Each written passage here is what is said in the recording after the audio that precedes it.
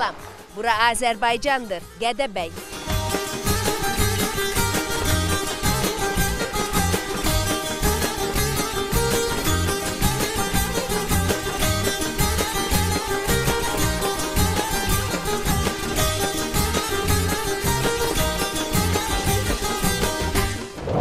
Elə bir yüksəkliyə gedirik ki biz Eminlə. Bəlkəcə heç düşünməzsiniz nə qədər yüksəkliyə gedirik alpinistlər kimi. Amma deməyəcəm hara gedirik. Biraz nigaran qalın. Hətta nəfəsim də görürsünüz necə.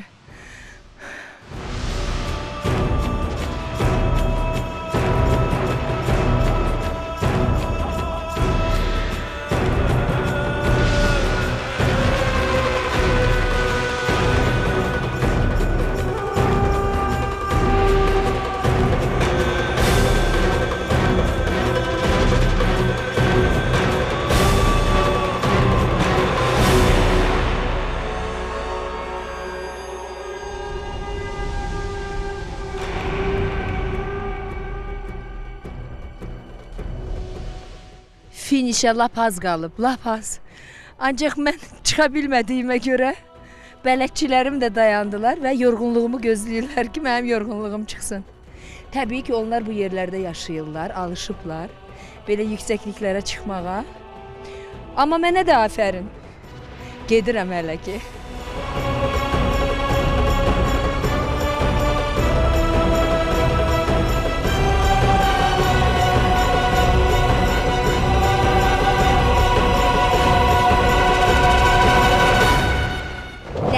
Çatdıq. Gədəbəyin ən uca zirvələrindən birində, Koroğlu qalasında salamlayıram sizi. Can Azərbaycan. Azərbaycanın ən qədim insan yaşayış məskənlərindən biri olan Gədəbəyin tarixi mədəniyyət abidələri, eramızdan əvvəl 12-ci, 7-ci əsrləri əhatə edən Xocalı Gədəbəy mədəniyyətinin bir hissəsi kimi tariximizə daxil olmuşdur. Koroğlu qalası Gədəbəy rayonunun Qalakənd və Miskinli kəndləri arasında Sıldırım qayalığın zirvəsində yerləşir. Azərbaycanın xalq qəhrəmanı Koroğlunun adı ilə bağlı qalalara Respublikamızın Şəmkir, Gədəbəy, Tovuz rayonunun ərazilərində də rast gəlmək olar. 17-ci əsrdə inşa edilmiş Koroğlu qalaları özünə məxsus memarlıq xüsusiyyətlərinə də malikdir. Sıldırım qaya üzərində ucalan möhtəşəm Koroğlu qalası strateji baxımdan olduqca əlverişli yerdədir. Qalanın qərb tərəfi sıldırım qayalıqdır. Qala divarlarının eni 1 metrə yaxındır. Qalanın daxilində müxtəlif tikililərin xarabalıqlarına rast gəlmək olar.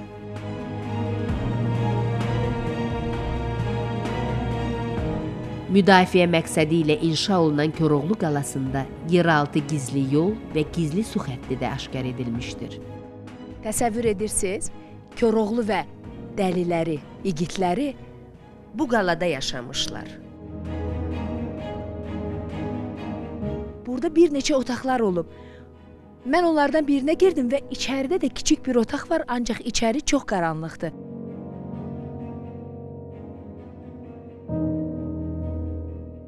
Qala ilə bağlı bir çox rəvayətlər də vardır. Rəvayətlərdən birinə görə Koroğlu ən sıldırım qayaya çıxar, həmin qayanın üstündə gəzərdi.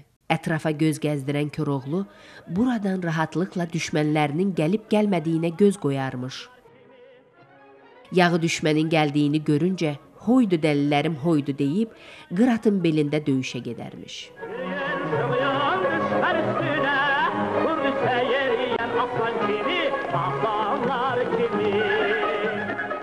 Tarixi qaynaqlarda Koroğlunun tarixi şəxsiyyət olduğu qeyd olunur. Osmanlı dövləti ilə Səfəvilər arasında baş verən müharibələr 16-cı əsrin sonu, 17-ci əsrin əvvəllərində Cəlalilər hərəkatının baş verməsinə gətirib çıxarmışdır.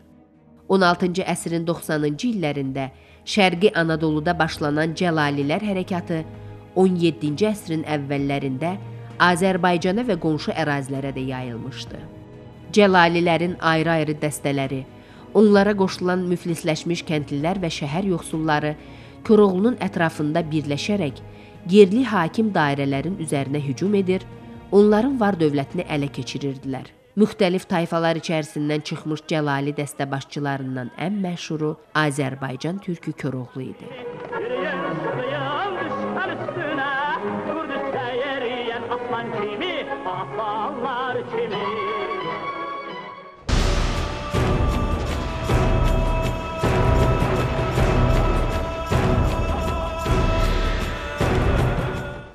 Üzərində gəzdiyim bu körpü Siemens qardaşları tərəfindən 19-cu əsrdə Gədəbəyin Səbətkeçməz kəndində salınmışdır. Və bu körpülərin üzərində məlumat üçün onu da deyim ki, ilk dəmir yolu salınmışdır. Siemens qardaşları tərəfindən mis və qızıl mədənlərində burada istehsal olunan qızıl dağların arasından vaqonlarla Avropaya daşınırdı.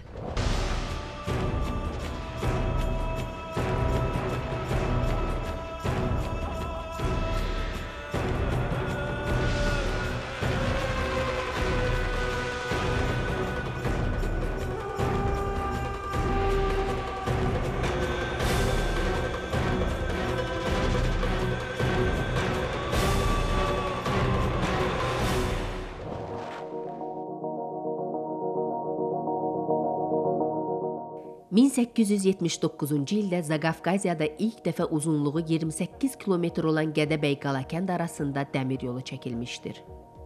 Bu dəmir yolunda 4 lokomotiv, 33 vaqon hərəkət etmişdir. Bugün də bu yol ilə bağlı salınmış körpülər tarixi abidə kimi qalmaqdadır. 1883-cü ildə Qalakənd kəndində Çar Rusiyası ərazisində ilk su elektrik stansiyası tikilmiş. Qalakənd mis əritmə zavodunda elektroliz üsulu ilə mis əridilmişdir. Bir zamanlar Qalakənddən İpək yolu ilə karvanlar keçərmiş. Yol üstündə salınan bazar Çərçi bazar adlanmışdır. Hətta kənd dəmirçixanasında silahlar da hazırlanırdı. Buradakı tarixi abidələr və bu yerlərin təbii mənzərəsi dəfələrlə Alman mətbuatında işıqlandırılmışdı.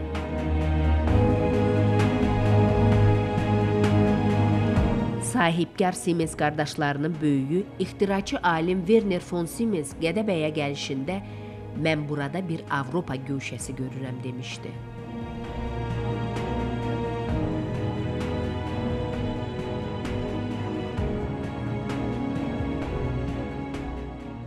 Azərbaycan!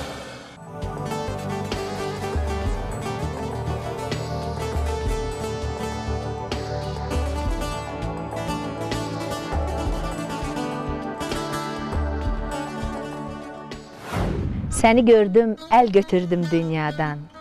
Qara gözlü, qələm qaşlı güləndam. Dədə Ələsgər, Aşıq Ələsgər. Gədəbəy Aşıq məktəbinin qarşısında Aşıq Ələsgərə sevgi ilə qoyulmuş heykəlin önündən keçəndə onun Güləndama yazdığı şeir ürəyimdən bax beləcə gəlib keçdi.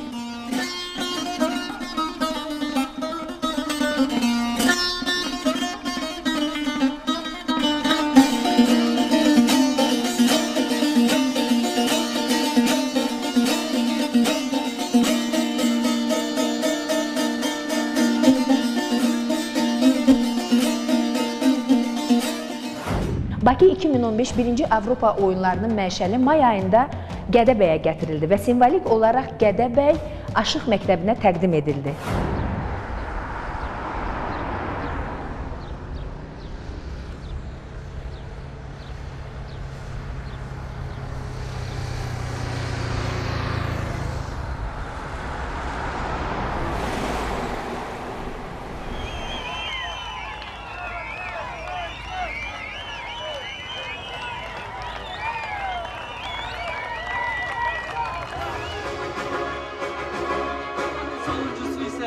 Birinci dərəcəli idmançı, Uşaq Gənclər Şahmat İdman Məktəbinin məşqçi müəllimi, sizin fəxriniz, qurğunuz və beləliklə ilk Avropa oyunlarının alovu bugün Gədəbəydə.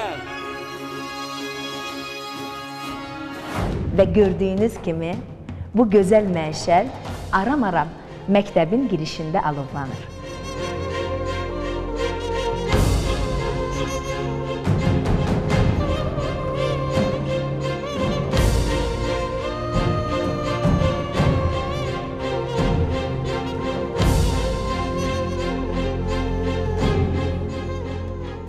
Gədəbəy Aşıq Məktəbinin saz muzeyi.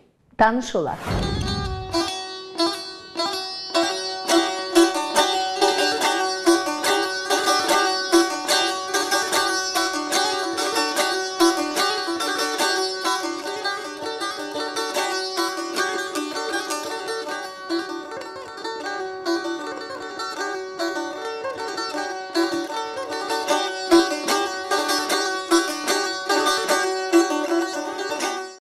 Ümumilikdə muzey haqqında Etibar Nadiroğlu izah verəcək. Ancaq niyə görə Etibar bəy biz burada dayandıq? Çünki qopuzlar çox diqqətimi çəkir. Ta qədim dövrlərdən qopuz ümumiyyətlə çox çəkici bir xassəyə malikdir. Onun nəsə bir çəkici qüvvəsi var. İstəyirəm ki, elə qopuzlardan başlayasınız. Buradan başlayaq və tamaşaçılarımıza da məlumat verək. Gədəbəy Aşıq Məktəbindəki Aşıq Muzeyi Azərbaycanda həm Aşıq Məktəbi ilk olaraq, həm də bir sırf aşıq və saz sənətinə uyğun olaraq ilk muzeydir. Muzeydə sazın ilkin formalarından ta bugünkü dövrümüzü əhatə edən bir alət olaraq muzeydə görüntüdədir. İlkin olaraq qolça qopuz haqqında məlumat vermək istəyirəm. İlkin variantdır bu. Türk dünyasının ən qədim çalğı alətlərindən biridir qolça qopuz. Qolça qopuz müqəddəs bir simvol olaraq, rəmz olaraq antiyeri sayılıb, müqəddəslik əlaməti daşıyır. Burada bir müqəddəslik əlaməti kimi onu deyim ki, əlində qopuz olan düşmənə hətta düşmən toxunmayıb. O düşmən qopuz xatirinə əfv olunub. Nə qədər gözəl. Qopuz əslində qop, qab, qof, ucalıq, yüksəklik, müqəddəslik. Göy əlamətidir, ruh əlamətidir. Uz, nəğmə, musiqi, avazlı səs deməkdir. Yəni, əslində ucalığın, yüksəkliyin, müqəddəsliyi tərənnüm eləyən bir səs ifadəsidir.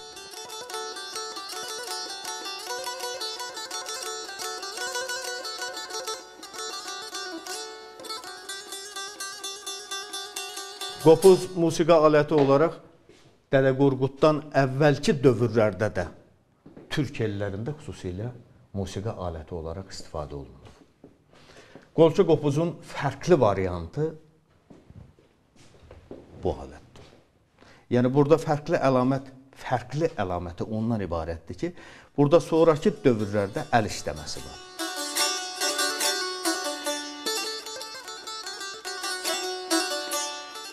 Qopuzun daha təkmil variantı, son variantı deyə bilərik. Təkmilləşmiş forması budur. Burada şəbəkə əlaməti. Son və çox gözəl variantı. Son və çox gözəl variantı. Burada şəbəkə əlaməti də var. Bəli. Səsin daxilə və xaricə ötürülüşü. Yəni bu şəbəkələr səsi gözəlləşdirir demək istəyirsiniz? Həm səsi gözəlləşdirir, həm də alətin görüntüsünü gözəlləşdirir. Görüntüsünə söz yoxdur. Yəni ən azından o bir vəhdət olaraq işlənilir. Səsin özü və görüntüsü.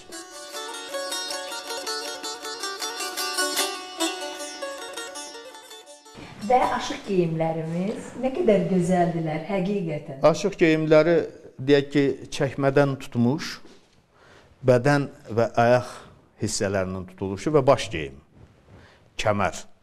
Bu günümüzün geyimidirmi? Bu həm də bugünkü gündə səhnədə, xüsusilə səhnələrdə, dövlət tədbirlərində Gədəbəy aşıqları birmənalı şəkildə bu formada çıxır və Aşıq Məktəbində bizim yaratdığımız folklor ansamblı üçün vahid geyim forması biri də budur. Etibar bəy, amma neçənci əsrdən gəlir bu geyim? Təxminən bizdə 19-cu əsrin əvvəllərindən biz bunu daha çox işlək variant kimi görürük. Və bugünkü günümüzdə də bu forma və yaxud da ki, buna bənzər, tikilişi bənzər digər formalarda bugün dövlət tədbirləridir, ictimai tədbirlərdir. Bugünkü aşıq geyimlərindən xüsusilə istifadə olunur. Yəni, bu formanın özündə də, bayaq alətdə dediyim kimi, formanın özündə də müqəddəslik ruhu görünür və qorunur. Bəli, elədir. Mən aşıq qurultaylarında, aşıq festivallarında bizim çəkilişlərimiz olur və Can Azərbaycan proqramında da seyircilərimiz də izləyiblər.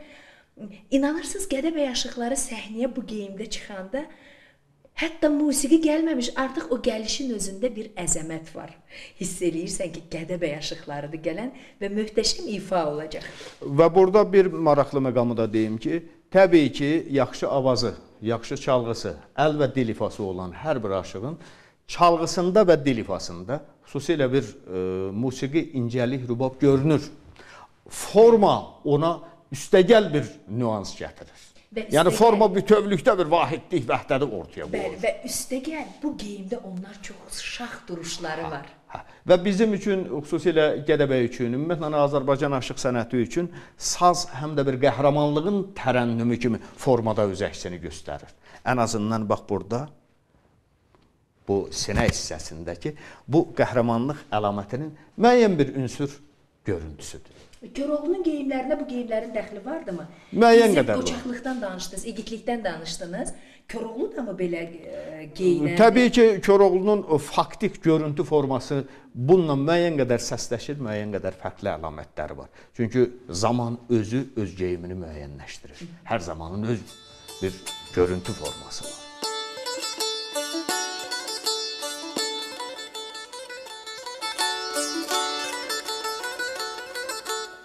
Etibar bəy, amma bu aşıq geyimində bir sadəlik görürəm. Xalq içindən çıxmış sadə bir aşıq.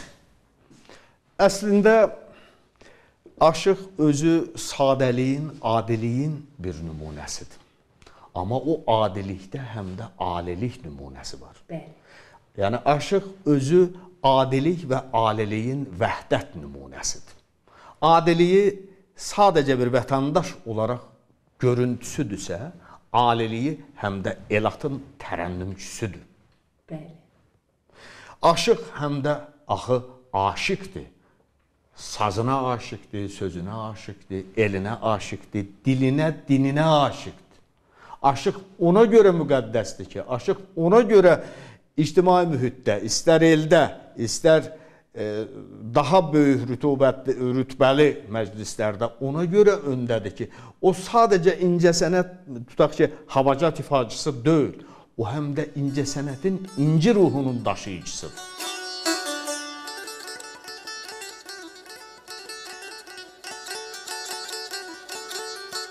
Etibar bəy, tamburları görürəm burada. İkisi də tamburdur, amma biri saza çox bənzəyir. Bunların hər biri əslində sazın saza qədərki görüntü var. Hə. Yəni bütün hamısı, indi biz sonraki dövrdə müasir sazın görüntüsünü göstərəcəm. Ona qədər ki, sazın görüntüsü saza qədər ki, dövrlərin işlənmə formasıdır. Tutaq ki, Balakən tamburu bu formada işlənilirsə, tutaq ki, dütar tamburun növlərindən biri olan iki alətdir. Dütar. Dütar. Yəni orada tarın da mı səsi var? Var. İlkin formada var. Yəni tarın bugünkü əlamətində görünməyə bilər. Amma əslində görünür. Sazın ifaçılıq mədəniyyətində, saz səsində o sazın müəyyən bir ruh görüntüsü, ruh əlaməti var. Yaddaşlarda bu var.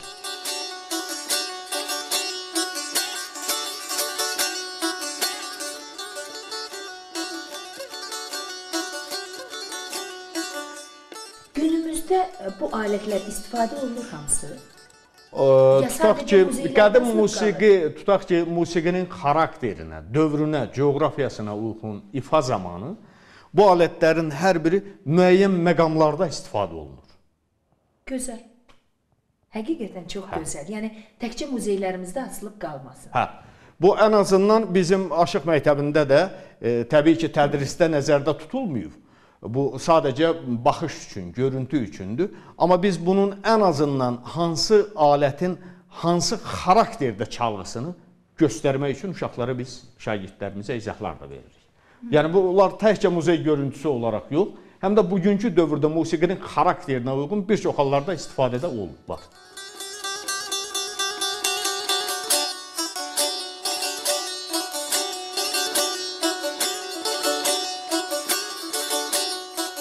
Qopuzdur mu bu? Rübab. Amma qopuza çox bənzəyir. Hə. Sonradan rübab oldu mu? Bunların hər biri zamanına uyğun ad dəyişməsi olur. Fərqli adlar olur. Yəni qopuzdan saza qədərki dövrdə bu alətin dövrünə uyğun müxtəlif ad dəyişmələr olur. Çox gözəl alət. Hə. Hədsiz gözəl bir incə, Bu həm də cəzbedici. Azərbaycan incəsənətinin təkcə saz söz nümunəsi yox, bu Azərbaycan incəsənətinin, Azərbaycan mədəniyyətinin həm də bir əl işləməsi nümunəsidir.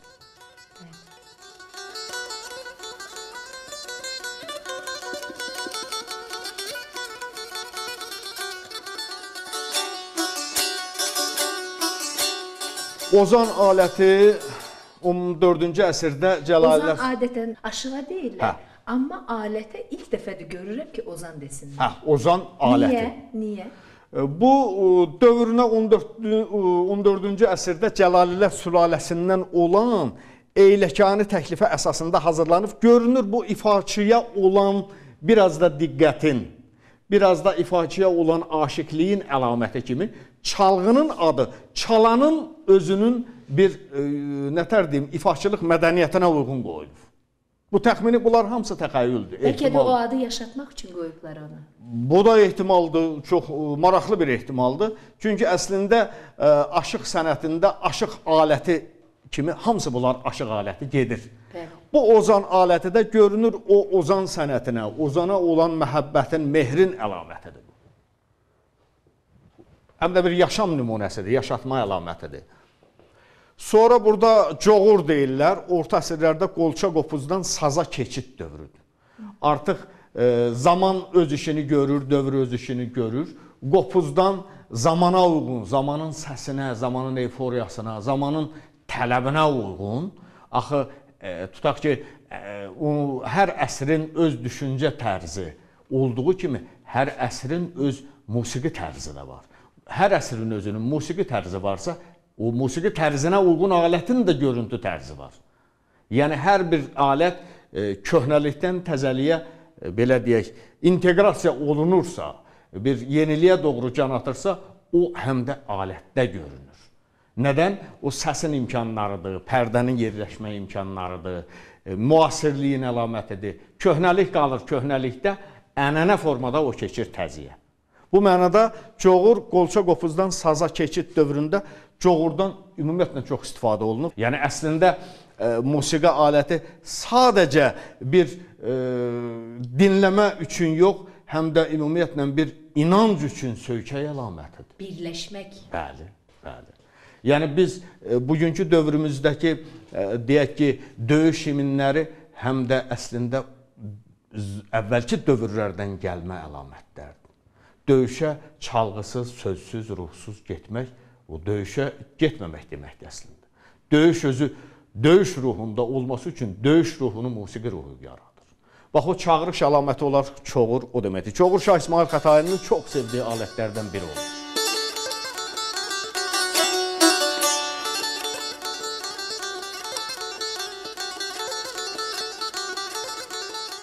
Bu cürə sazdır.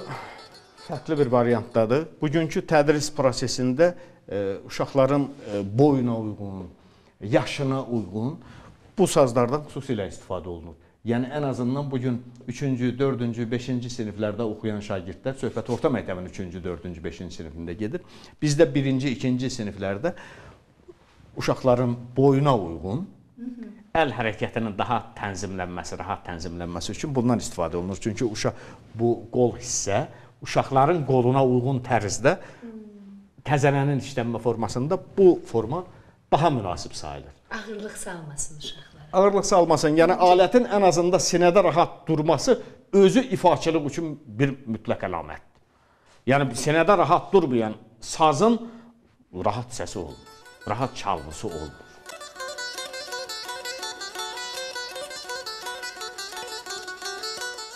Və nəhayət ki, gəldik saza.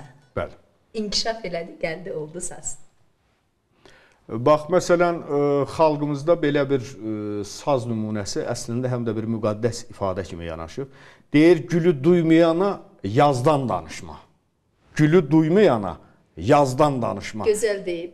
Eli duymayana sazdan danışma. Elin duyğu mədəniyyəti bir mənalı şəkildə həm də sazdadır.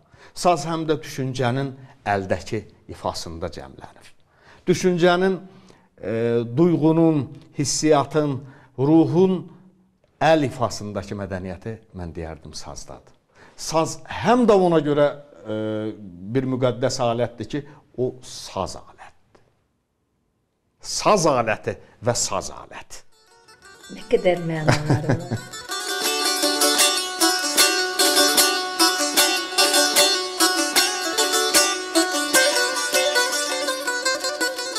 Dövrümüzün sonuncu və deyərdim ki, bugünkü gün üçün müasir dövrdə saz ifaçılığının əsas ana aləti, ana saz aləti bu sazdır. Saz qədim türkçədə qarğı, qamış mənalarını bildirir. Yəni, həm də onun təməl variantında onlardan istifadə olunur. Digər üsullarla səsləndirən, məsələn, başqa alətlərə də saz deyilir. Yəni, ən azından onun ifaçılığını ortaya biləcək, tutaq ki, düzülüş, pərdəsidir, xərəyidir, sazın səsidir, çalğısıdır, barmağın pərdədə işləməsidir. Bu baxımdan. Bugünə qədər dilimizdə istifadə olunan telli saz deyimi də həmin dövrlərdən yadigar qalıb. Əslində, qədim türk dilli xalqlar bu alətin ifasını şaman, qam, yancaq, varsaq, ozan, baxşı, aşıq adlandırırlar. Ana saz toplum olaraq bugünə qədər ki, sazın anası olaraq bu sazda məcbundur. Və günümüzdə də Günümüzdə də, saz bəli, əsas işlənir, çalınır. Bəli.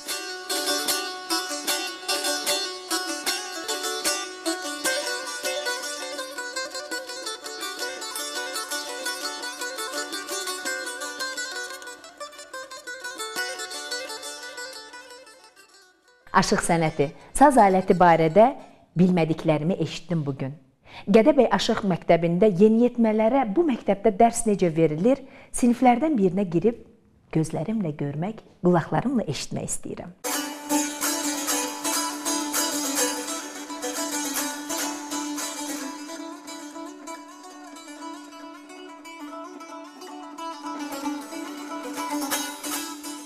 Uşaqlar, hazırsınız keçən dərsimizə? Dərsimizin adı nə idi? Dubeyti. Birinci kimdən başlayaq? Nihat bəydən, balaca. Çal görün.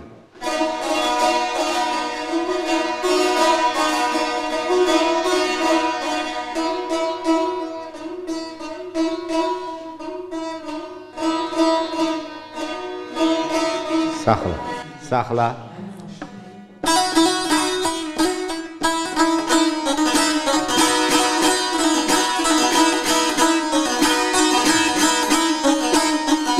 Sal görün.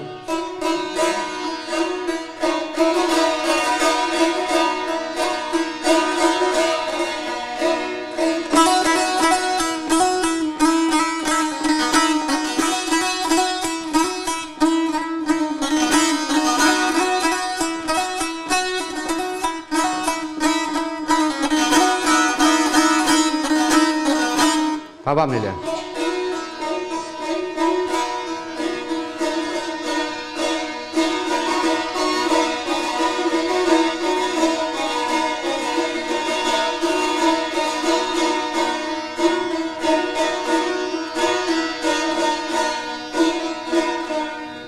Çox sağ ol. Sən, Şələ xanım, sən?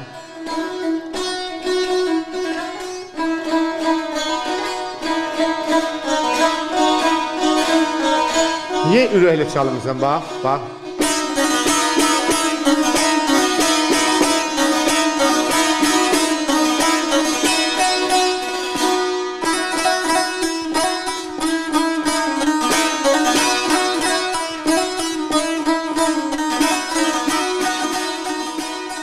Şöyle bala, bəlkə indi səndən oxumaq yerinə eləyək. Oxuya bilərsiniz? Oxuyaq.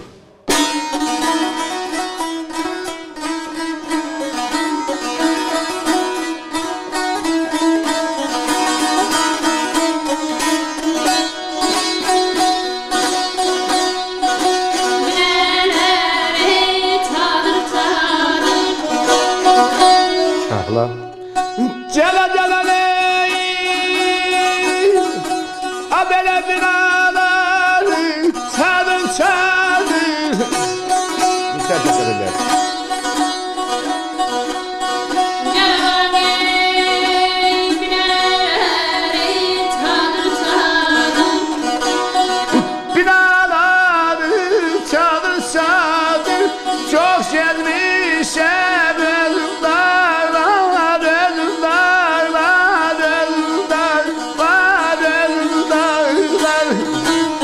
edilər.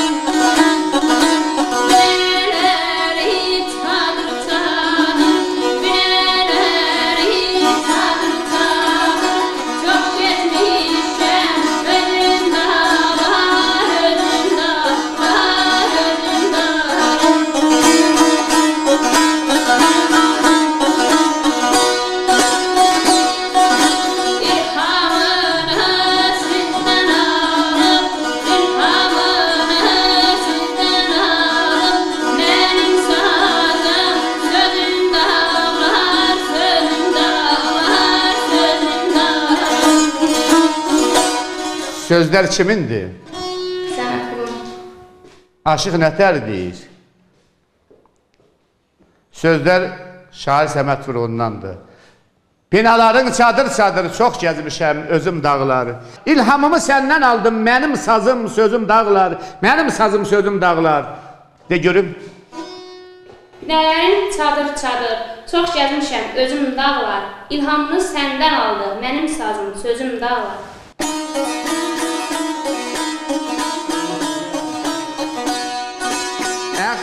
Tapşırma bəncini oxuya bilirsən.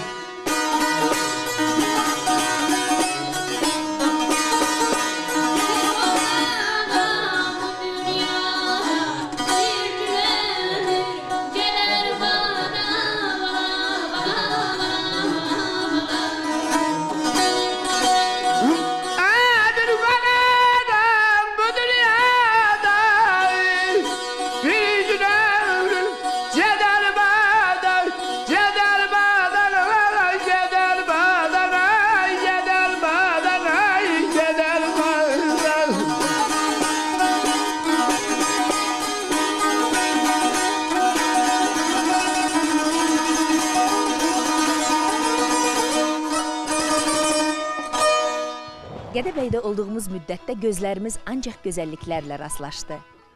Buranın təbiəti füsunkardır, cənnət kimidir. İnsanları saf qəlbli, mehriban və qonaqpərvərdir. Saz musiqisi də ki öz yerində. Bizi izləyən seyircilərimiz, gözləriniz hər zaman gözəlliklərlə rastlaşsın. Qulağınız hər zaman xoş musiqi eşitsin. Hoşça qalın.